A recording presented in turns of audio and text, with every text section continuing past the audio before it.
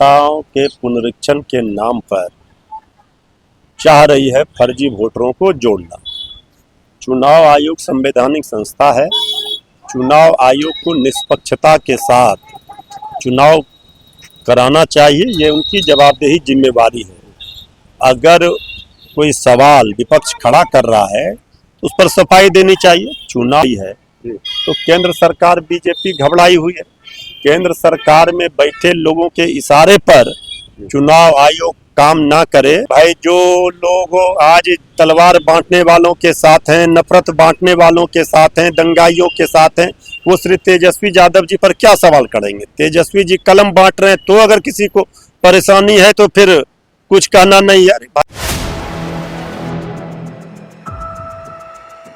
नमस्कार, आप देख रहे हैं 4 PM और मैं हूं अभिषेक मिश्रा। देखिए, बिहार में मतदाता पुनरीक्षण का कार्य हो रहा है और इसको लेकर सियासी बवाल है। बिहार की विपक्षी पार्टियां हमलावर हैं और सरकार की नीयत पर, चुनाव आयोग की नीयत पर सवाल उठा रही हैं। हमारे साथ आरजेडी के प्रवक्ता मृत्युंजय तिवारी हैं। मृत्युंजय जी, क्या आपत्ति है चुनाव आयोग का जो फैसला है, और केंद्र सरकार भी निशाने पर है, बिहार में जो देश में जो सत्ताधारी पार्टी है वो निशाने पर है? देखिए, चुनाव आयोग मतदाताओं के पुनरीक्षण के नाम पर चाह रही है फर्जी वोटरों को जोड़ना।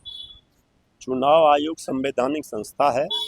चुनाव आयोग को निष्पक्षता के साथ चुनाव कराना चाहिए, ये उनकी जवाबदेही जिम्मेवारी है।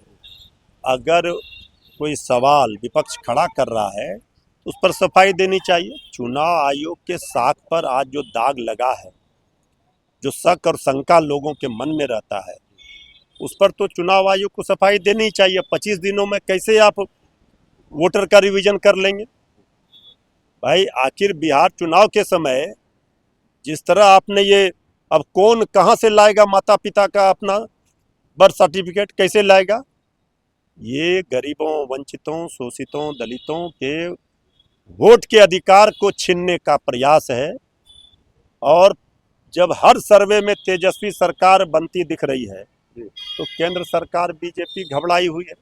केंद्र सरकार में बैठे लोगों के इशारे पर चुनाव आयोग काम ना करे, जो प्रैक्टिकल में नहीं दिख रहा है वो चुनाव आयोग कहता है हम कराएंगे। अब समय नज़दीक था, इसके पहले कराना चाहिए। इतने कम समय में ये संभव नहीं है। आप कह रहे हैं बड़ी साजिश है विधानसभा चुनाव से? पूरी तरह से आपने देखा कि 4 सर्वे में तेजस्वी सरकार बनता हुआ दिख रहा है, तो इससे तो बौखलाहट बड़ी है, घबराहट है। तो अब ये सब जो इनका तिगड़म है, आपने देखा महाराष्ट्र में क्या किया। राहुल गांधी जी ने भी सवाल खड़े किए थे। ये सब बीजेपी जो करती है, ये सब बिहार में चलने वाली नहीं है। चिराग पासवान ने तेजस्वी यादव पर निशाना साधा है। चिराग पासवान ने कहा है कि जो कलम बांटने की बात कर रहे हैं उसी कलम से उन्होंने जमीनें लिखवाई। अरे भाई, जो लोग आज तलवार बांटने वालों के साथ हैं, नफरत बांटने वालों के साथ हैं, दंगाइयों के साथ हैं, वो श्री तेजस्वी यादव जी पर क्या सवाल करेंगे? तेजस्वी जी कलम बांट रहे हैं तो अगर किसी को परेशानी है तो फिर कुछ कहना नहीं है। अरे भाई, तेजस्वी जी ने कलम बांटने का काम किया, नौकरी बांटने का काम किया, ये तेजस्वी यादव जी का देन है। बाकी लोग क्या बोले नहीं बोले, जनता लेकिन सब देख रही है, देखी है। आखिरी सवाल है, AIMIM की एंट्री होगी महागठबंधन में? अब ये सब तो पार्टी का नेतृत्व फैसला लेता है, ये नेतृत्व का विषय है। चलिए, हमारे साथ आरजेडी के प्रवक्ता मृत्युंजय तिवारी थे। और क्या AIMIM की एंट्री होगी, नहीं होगी, लेकिन बिहार में जो बड़ा सियासी बवाल है इस वक्त, वो इस चीज़ को लेकर है कि मतदाता पुनरीक्षण का कार्य हो रहा है।